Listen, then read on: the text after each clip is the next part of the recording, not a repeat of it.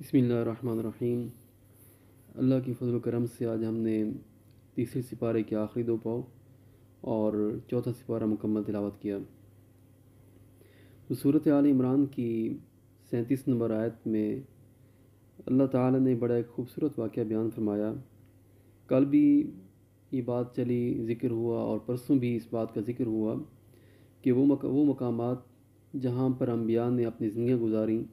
یا جہاں ان کی پیدائش ہوئی، یا جہاں ان کا وصال ہوا، تو وہ مقامات اللہ کے نزدیک باقی مقامات سے زیادہ مبارک ہوتے ہیں، افضل ہوتے ہیں، مقدس ہوتے ہیں۔ اسی طرح وہ مقامات، وہ جگہیں جہاں پر اللہ کے پیاروں نے، اللہ کے ولیوں نے وقت گزارا،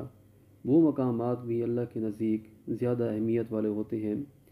تو بہت ہی خوبصورت واقعہ اللہ تعالیٰ نے سورۃ آل عمران کی آیت نمبر 37 میں بیان کیا۔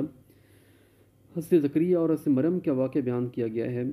اللہ تعالیٰ نے فرمایا کلما دخل علیہ زکریا المحراب وجد عندها رزقا قال یا مریم انى لك هذا، کہ جب بھی حضرت زکریا جو کہ نبی تھے، جب بھی حضرت زکریا حضرت مریم کے پاس آپ جاتے تو آپ کیا دیکھتے کہ حضرت مریم کے پاس ایسے پھل وغیرہ موجود ہیں، ایسی خوراک موجود ہے کہ جو اس وقت وہاں میسر نہیں تھی، ملتی نہیں تھی۔ تو حضرت زکریا یہ دیکھ کر حیران ہوئے کہ مریم کے پاس یہ پھل، یہ خوراک، یہ رزق کہاں سے آیا؟ تو پھر حضرت زکریا نے حضرت مریم سے یہ سوال کیا کہ قال یا مریم انى لك هذا، کہ اے مریم یہ رزق، یہ پھل تمہارے پاس کہاں سے آئے جو یہاں میسر نہیں ہیں؟ قالت هو من عند اللہ، تو حضرت مریم نے جواب دیا کہ یہ اللہ کی طرف سے ہیں۔ ان اللہ یرزق من یشاء بغیر حساب۔ جب حضرت زکریا نے یہ دیکھا کہ اللہ تعالیٰ کی طرف سے یہ خوراک، یہ رزق عطا کیا جا رہا ہے، تو آپ نے سمجھ لیا، آپ نے جان لیا کہ حضرت مریم کا مقام اللہ کے نزدیک بہت ہی بلند ہے۔ تو آپ نے قرآن کے آگے الفاظ ہیں اگلی آیت کریمہ میں 38 نمبر آیت میں کہ ہنالک دعا زکریا ربہ، کہ جب حضرت زکریا نے اس بات کو جان لیا کہ حضرت مریم کا مقام و مرتبہ کیا ہے، تو پھر آپ نے، چونکہ آپ کی اولاد نہیں تھی، آپ نے اسی مقام پر حضرت زکریا نے دعا کی۔ قرآن کے الفاظ اس طرح سے ہیں کہ ہنالک دعا زکریا ربہ، کہ اسی مقام پر حضرت زکریا نے اللہ تعالیٰ سے دعا کی۔ کیا دعا کی کہ قال رب هب لی من لدنک ذریۃ طیبہ انک سمیع الدعاء۔ اب دیکھیں کہ دعا تو کسی مقام پر مانگی جا سکتی ہے، اور جو بھی آپ دعا مانگیں اللہ تعالیٰ سننے والا ہے، قبول کرنے والا ہے۔ لیکن اس بات میں کیا حکمت تھی کہ حضرت زکریا نے اس مقام پر، کہ جہاں پر حضرت مریم عبادت کیا کرتی تھیں، آپ نے اس مقام پر ہی دعا مانگی۔ پھر اگلی آیت کریمہ میں اللہ تعالیٰ نے اس دعا کی مقبولیت کا بھی بتا دیا کہ جو حضرت زکریا نے حضرت مریم کے مقام کو جانتے ہوئے اور اس جگہ کے مرتبے کو جانتے ہوئے جو آپ نے اس جگہ پر دعا مانگی تھی، کیا وہ قبول ہوئی یا نہیں ہوئی؟ تو پھر ابھی آپ اسی جگہ پر موجود تھے، نماز ادا کر رہے تھے، تو پھر اگلی آیت کریمہ میں اللہ نے دعا کی قبولیت کا بھی بیان کر دیا کہ فنادته الملائکۃ وهو قائم یصلی فی المحراب ان اللہ یبشرک بیحییٰ، کہ ابھی آپ نماز پڑھ رہے تھے، وہاں موجود تھے، کھڑے تھے، تو فرشتوں نے آپ کو ایک پاکیزہ بیٹے کی بشارت دی، اور دعا اس طرح مقبول ہوئی کہ اللہ تعالیٰ نے حضرت یحییٰ کی بشارت بھی دی اور 4 صفات بھی بیان کر دیں کہ مصدقا بکلمۃ من اللہ، ایک صفت، اور دوسری صفت و سیدن، اور تیسری صفت و حصوراً، اور چوتھی صفت و نبی من الصالحین۔ اب دیکھیں کہ دعا کی مقبولیت کا اندازہ دیکھیں کہ دعا بھی قبول ہوئی، اور اس انداز سے قبول ہوئی کہ اللہ نے حضرت یحییٰ کو عطا فرمایا اور ساتھ 4 صفات بھی ذکر کیں۔ تو اس چیز سے معلوم ہوتا ہے، جس طرح پہلے ہم نے کہا تھا کہ مقام ابراہیم کی بات چلی تھی، اس سے بھی ہم نے بتایا تھا، تو اس واقعے سے بھی معلوم ہوتا ہے کہ وہ مقامات جہاں پر اب حضرت مریم نبی نہیں ہیں، حضرت مریم نبی نہیں تھیں، وہ اللہ کی پیاری بندی تھیں۔ اس سے معلوم ہوتا ہے کہ وہ مقامات جہاں انبیاء ہوں یا اللہ کے پیارے ہوں، انبیاء ہوں تب بھی، اور اللہ کے کوئی ولی ہوں، پیارے ہوں یا پیاری ہو، تب بھی وہ جس مقام، جس جگہ، جس زمین کے ٹکڑے پر رہتے ہیں، تو وہاں کی جو اہمیت ہوتی ہے، قدر و منزلت ہوتی ہے، اللہ کے نزدیک وہ باقی مقامات سے زیادہ ہوتی ہے۔ تو اس لیے اگر کوئی بندہ ایسے مقام پر جا کر دعا مانگے کہ جہاں پر انبیاء نے وقت گزارا یا جہاں پر اللہ کے پیاروں نے وقت گزارا، تو ایسی جگہ پر جا کر دعا مانگے تو یقیناً وہ دعائیں باقی دعاؤں کی نسبت جلدی مقبول بھی ہوتی ہیں، اور حضرت زکریا کی یہ سنت بھی ہے، اور سنت بھی ایسی ہے کہ جس کو اللہ تعالیٰ نے قرآن مجید میں بیان کیا۔ اس کے بعد حضرت عیسیٰ کا واقعہ جب بیان ہوا تو اس میں دو چیزیں دیکھنے والی ہیں۔ حضرت عیسیٰ نے فرمایا کہ انی اخلق لکم من الطین کہیۃ الطیر فانفخ فیہ فیکون طیرا باذن اللہ، کہ جب حضرت عیسیٰ نے اپنی قوم کو اپنے نبی ہونے کے بارے میں بتایا اور اپنے معجزات کا ذکر کیا تو آپ نے فرمایا کہ میں تمہارے لیے مٹی سے ایک پرندہ بناؤں گا، مٹی سے ایک پرندے کی حیت بناؤں گا، اور جب اس میں پھونک ماروں گا تو وہی جو مٹی کا پتلا ہے وہ اس میں جان آ جائے گی اور وہ اڑنے لگے گا۔ لیکن اب دیکھیں کہ اسی طرح آگے بھی وہ ابر الاکمہ والابرص واحیی الموتى باذن اللہ، بیماروں کو شفا دینے کا بھی آپ نے معجزے کا اظہار کیا، اور اسی طرح مردوں کو زندہ کرنے کے معجزے کا بھی آپ نے اظہار کیا۔ اب دیکھیں، اور اس کے بعد پھر آپ نے فرمایا کہ وَأُنَبِّئُكُم بِمَا تَأْكُلُونَ وَمَا تَدَّخِرُونَ فِي بُيُوتِكُم، کہ جو تم کھا کر آئے اور جو تم اپنے گھروں میں ذخیرہ کر کے آئے میں تمہیں وہ بھی بتا سکتا ہوں، جبکہ یہ غیب کا علم ہے، لیکن آپ نے فرمایا کہ میں اس کا بھی علم رکھتا ہوں جو تم ابھی کھا کر آئے ہو اور جو تم گھروں میں ذخیرہ کر کے چھپا کر آئے ہو۔ اب دیکھیں کہ یہاں پر اس آیت کریمہ سے یہ ظاہر ہوتا ہے کہ اللہ تعالیٰ اپنے نبیوں کو چاہے تو اختیارات عطا فرما دیتا ہے، اور اسی طرح اپنے پیاروں کو، اپنے ولیوں کو بھی اللہ تعالیٰ چاہے تو اختیارات انہیں عطا فرما دیتا ہے۔ اور دوسری یہ بات بھی ذہن میں رکھنی چاہیے کہ یہاں پر حضرت عیسیٰ نے جب اپنے معجزات کا ذکر کیا تو آپ نے ایک لفظ کا تکرار کیا، وہ لفظ کیا تھا؟ بِإِذْنِ اللہ، بِإِذْنِ اللہ، بِإِذْنِ اللہ۔ تو اس سے یہ معلوم ہوتا ہے کہ جب بھی آپ کسی اللہ کے پیارے، اللہ کے ولی کے بارے میں جب آپ کے ذہن میں یہ ہو کہ وہ اختیارات رکھتے ہیں، ان کی دعائیں قبول ہوتی ہیں، تو یہ لازمی ذہن میں ہونا چاہیے کہ حقیقی عطا کرنے والا وہ اللہ کی ذات ہے، کہ جس کی اجازت سے یہ سب کچھ ہو رہا ہے وہ اللہ کی ذات ہے۔ ورنہ اگر اس بات سے آپ کا ذہن ہٹ گیا، آپ نے اسی اللہ کے پیارے کو، نبی کو یا ولی کو آپ نے مختار مان لیا اور اس طرح مانا کہ اللہ کی ذات سے آپ کا عقیدہ ہٹ گیا، تو آپ شرک میں چلے جائیں گے۔ تو اس لیے حضرت عیسیٰ نے بھی جب اپنے معجزات کا ذکر کیا تو آپ نے بار بار ان کلمات کا تکرار کیا کہ بِإِذْنِ اللہ، بِإِذْنِ اللہ، بِإِذْنِ اللہ، کہ میں جو کچھ بھی کرتا ہوں، مجھ سے جو بھی کسی بھی معجزے کا جب ظہور ہوگا تو وہ میری اپنی جانب سے نہیں ہوگا بلکہ اللہ تعالیٰ کی طرف سے ہوگا۔ سورۃ آل عمران میں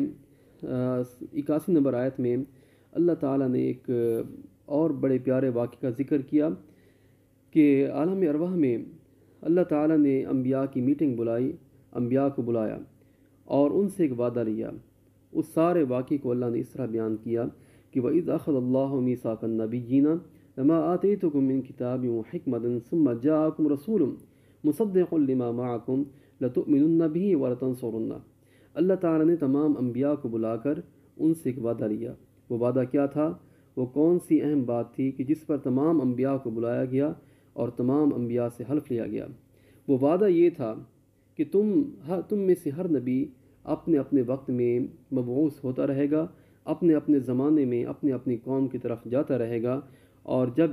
تمام انبیاء گزر جائیں گے اس کے بعد ثم جاءکم رسول مصدق لما معکم، پھر اس کے بعد نبی آخر الزمان آئیں گے۔ اب تم پر لازم کیا ہے؟ تم سے وعدہ کیا لیا جا رہا ہے؟ تم سے حلف کیا لیا جا رہا ہے؟ وہ یہ ہے کہ لَتُؤْمِنُنَّ بِهِ وَلَتَنصُرُنَّهُ، کہ تم اس پر ایمان بھی لاؤ گے ضرور اور تم اس کی مدد بھی کرو گے۔ اب ان نبیوں کی مدد اور ایمان کیا تھا؟ تو ان نبیوں کا ایمان لانا اور ان کی مدد کرنا وہ یہ تھا کہ جب بھی کوئی نبی مبعوث ہوتا رہا وہ نبی اپنی قوم کو بتاتا رہا، ہر نبی نے اپنی قوم کو بتایا کہ اس طرح سے نبی آخر الزمان نے آنا ہے، اگر تم اس کے زمانے کو پالو، اگر وہ تمہاری زندگی میں آ جائیں تو تم نے ان پر ایمان بھی لانا ہے اور تم نے ان کی مدد بھی کرنی ہے۔ اور بات یہاں تک ختم نہیں ہوئی، تاکید کے صیغے بھی استعمال کر دیے۔ لَتُؤْمِنُنَّ میں جو لام ہے وہ بھی قسم کا ہے، جواب قسم کا، کہ جو قسم لی جا رہی تھی وہ اس بات پر تھی۔ بات یہاں تک ختم نہیں ہوئی، آیت یہاں تک ختم نہیں ہوئی، اللہ تعالیٰ نے پھر آگے تاکید کرتے ہوئے فرمایا قَالَ أَأَقْرَرْتُمْ وَأَخَذْتُمْ عَلَى ذَلِكُمْ إِصْرِي، کیا تم اقرار کرتے ہو اور یہ بھاری ذمہ لیتے ہو؟ قَالُوا أَقْرَرْنَا، تو تمام انبیاء نے جواب دیا کہ ہم اس بات کا اقرار کرتے ہیں۔ آیت کریمہ ختم نہیں ہوئی، پھر اس کے بعد اللہ تعالیٰ نے فرمایا قال فاشهدوا وانا معكم من الشاہدین، کہ تم بھی گواہ رہو اور میں بھی تمہارے ساتھ گواہوں میں سے ہوں۔ اب علماء علامہ محمود آلوسی فرماتے ہیں، اس میں بڑا ایک باریک نقطہ ہے کہ اللہ تعالیٰ نے جب باقی نبیوں کا ذکر کیا تو اللہ نے لفظ استعمال کیا النبیین، میثاق النبیین، النبیین کا لفظ استعمال کیا، اور پھر اس کے بعد جب نبی مکرم صلی اللہ علیہ وسلم کا لفظ کے لیے جب اللہ تعالیٰ نے لفظ استعمال کیا وہ لفظ رسول کا تھا، یعنی باقی تمام کے لیے نبیین کا لفظ استعمال ہوا اور نبی آخر الزمان کے لیے رسول کا لفظ استعمال ہوا۔ تو علامہ محمود آلوسی فرماتے ہیں، آپ فرماتے ہیں کہ اس بات کی طرف اشارہ ہے اور اس سے یہ ثابت ہوتا ہے کہ تمام انبیاء کی شریعت وہ نبی مکرم صلی اللہ علیہ وسلم کی شریعت کے تابع تھی، اور یہی وجہ ہے کہ معراج کی رات جب تمام نبیوں نے آپ کے پیچھے نماز ادا کی تو آپ کی اقتداء میں جو نماز ادا کی گئی وہ نبی مکرم صلی اللہ علیہ وسلم کی شریعت کے مطابق تھی۔ سورۃ آل عمران میں 92 نمبر آیت میں اللہ تعالیٰ نے فرمایا کہ لن تنالوا البر حتی تنفقوا مما تحبون۔ تو اللہ تعالیٰ نے یہاں پر ایک کلیہ فارمولہ بیان کر دیا کہ تم کبھی بھی نیکی کو نہیں پا سکتے حتی تنفقوا مما تحبون، یہاں تک کہ تم خرچ کرو اس چیز کو جو تمہیں پیاری ہے۔ ہم میں سے اکثر لوگ یہ کرتے ہیں کہ اپنی استعمال کی چیزیں جو ہمیں گھر میں پسند نہیں ہیں، جو ہمارے استعمال میں نہیں آ رہی یا جو پرانی ہو رہی ہیں، ہم وہ چیزیں اللہ کی بارگاہ میں اللہ کے راستوں میں غریبوں کو دیتے ہیں، لیکن اللہ تعالیٰ نے یہ فرمایا کہ ایسی چیزیں بھی دو، لیکن تم اس چیز کو اللہ کی راہ میں پیش کرو، تم وہ چیزیں غریبوں کو صدقات میں دو جو چیزیں تمہیں بہت ہی پیاری ہیں، بہت ہی محبوب ہیں۔ اگر تم ایسا کرو گے تو پھر تمہیں اجر بھی عطا کیا جائے گا اور تم نیکی کو پالو گے۔ سورۃ آل عمران میں 97 نمبر آیت میں اللہ تعالیٰ نے جب مکہ کا ذکر کیا، اب یہ آیت بھی اس عقیدے سے تعلق رکھتی ہے کہ انبیاء اور اولیاء کے جو مقامات ہوتے ہیں ان کی قدر و منزلت اللہ کے نزدیک باقی مقامات سے زیادہ ہوتی ہے۔ تو اللہ تعالیٰ نے جب مکہ کا ذکر کیا تو اللہ نے فرمایا کہ فیہ آیات بینات، کہ مکہ میں بہت سی اللہ کی واضح نشانیاں ہیں، اور ان نشانیوں میں سے اللہ تعالیٰ نے ذکر بھی کر دیا کہ مقام ابراہیم، کہ ان نشانیوں میں سے ایک نشانی مقام ابراہیم ہے۔ اب انسان حیران ہوتا ہے کہ اس پتھر میں، مقام ابراہیم میں جو پتھر ہے، اس پتھر میں کیا چیز تھی کہ اللہ تعالیٰ نے اس پتھر کو صدیوں تک محفوظ رکھا، اور دنیا جب تک قائم ہے وہ پتھر محفوظ رہے گا، اور صرف محفوظ ہی نہ رہا بلکہ اللہ نے حکم بھی فرما دیا کہ یہاں پر نفل بھی ادا کرنی ہے۔ تو اس میں کیا حکمت تھی، اس میں کیا خاص بات تھی؟ تو اس میں اللہ کے ایک پیارے خلیل کے پاؤں کے نقش تھے جس کو اللہ تعالیٰ نے محفوظ کیا۔ اب یہاں سے یہ ثابت ہوتا ہے کہ اللہ کے پیاروں، وہ نبی ہوں یا ولی ہوں، ان کے متعلق کوئی بھی چیزیں ہوں، ان کے تبرکات ہوں، تو ان کو محفوظ رکھنا، ان کو اپنے پاس رکھنا، ان کی حفاظت کرنا، یہ اللہ تعالیٰ کی سنت ہے، اور جس کو اللہ تعالیٰ نے قرآن مجید میں بھی بیان کر دیا۔ اللہ تعالیٰ نے آیت کریمہ میں جب امت محمدی کا ذکر کیا تو اللہ تعالیٰ نے بڑے خوبصورت الفاظ میں ذکر کیا۔ اللہ نے فرمایا کہ کنتم خیر امت اخرجت للناس، کہ تم جتنی بھی امتیں گزر چکیں ان تمام امتوں میں سے بہترین امت ہو۔ اب خصوصیات کیا ہیں اس امت کی؟ اس امت کو بہترین امت کیوں کہا گیا؟ اللہ تعالیٰ نے آگے فرما دیا کہ تأمرون بالمعروف وتنہون عن المنکر، کہ تم نیکیوں کا حکم بھی دیتے ہو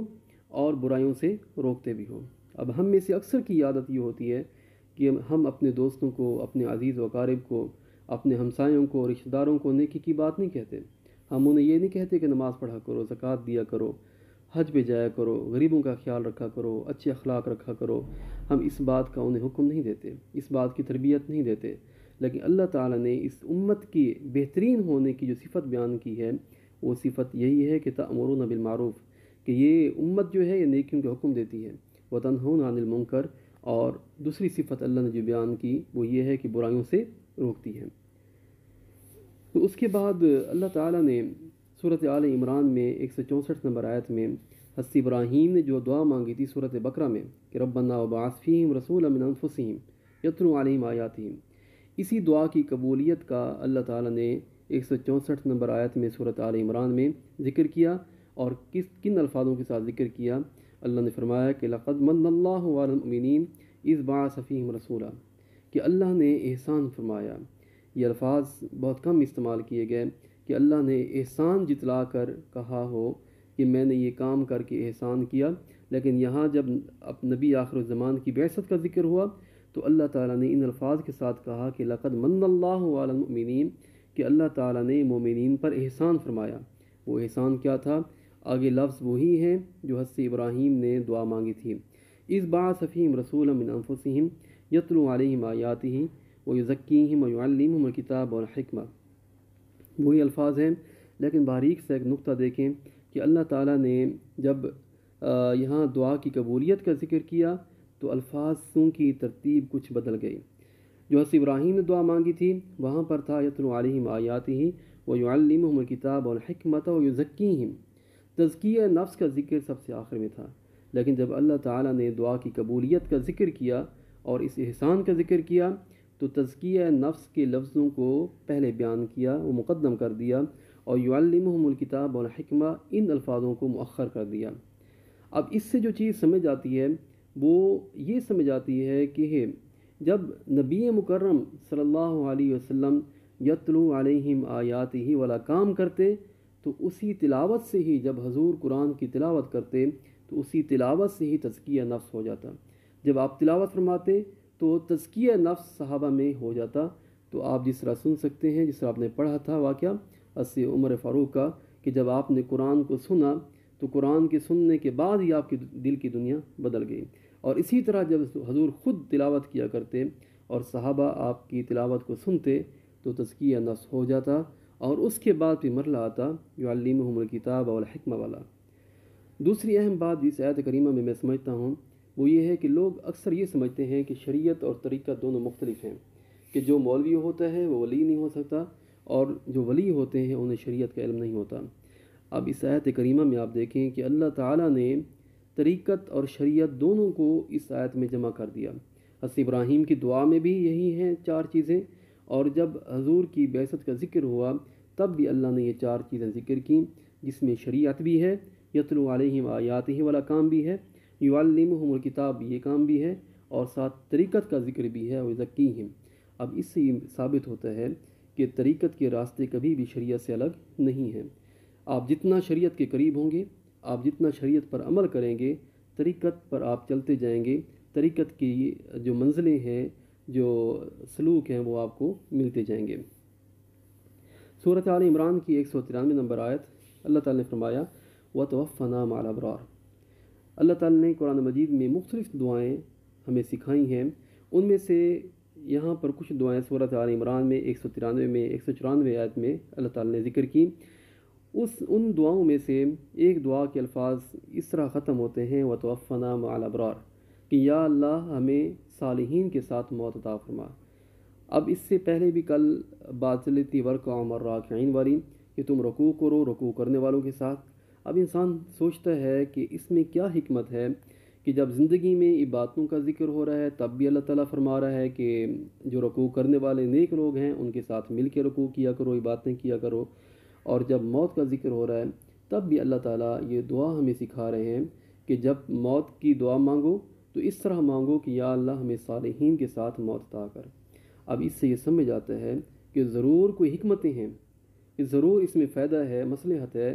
کہ اولیاء کی صحبت جب زندگی میں اختیار کریں گے تب بھی آپ کی زندگی میں تبدیلی آئے گی۔ عبادت تو ویسے آپ کرتے ہیں، لیکن جب اولیاء کے ساتھ مل کے آپ عبادت کریں گے